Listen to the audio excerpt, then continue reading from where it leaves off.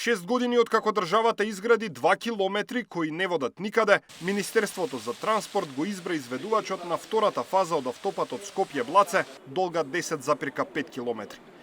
Изградбата ќе почне летово, а ќе треба да биде готова за 3,5 години од сега. Вице-премиерот и министер за транспорт Александар Николовски по средбата со представниците од Европската банка за обнова и развој кажа дека изведувач ќе биде конзорциум предводен од компанијата Гранит.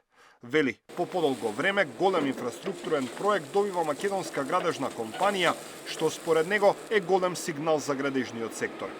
Иако трасата е кратка, само 10,5 километри, Николовски уверува дека станува збор за исклучително тежок инфраструктурен зафат. На него имаме 5 тунели, имаме 2 галерии, 12 мостови или вкупно околу 40 објекти заедно со помалите објекти.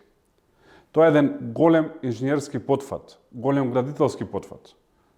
Но ќе докажеме дека како држава можеме да работиме големи проекти. Автопатската делница треба да го забрза транзитот кон Косово и да се спои со автопатот Армен Џафери, кој ја покрива целата територија на Косово и преку Албанија води до Црна Гора. На дневна основа многу патници поминуваат по него, а со поврзувањето и со Косово и со Црна Гора се отвора уште едно пристаниште за македонскиот бизнис, за македонското стопанство, тоа е пристаништето во Бар. Првите 2 километри од трасата беа изградени уште во 2020-та, иако проектот е најавуван уште во 2014-та.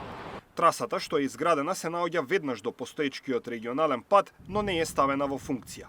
Застој имаше главно поради бирократија, но и експроприација и репроектирање на трасата. Во меѓувреме, додека се чекаше проектот да биде откочен, во 2024-та целосно беше реконструиран стариот пат. Предходно во текот на неделава премиерот Мицкоски на брифинг со новинарите кажа дека на 8 септември во употреба ќе биде пуштена делницата од Извор до Врбјани, а целосниот автопат Кичево-Охрид се очекува да биде пуштен во употреба во првиот квартал од 2027.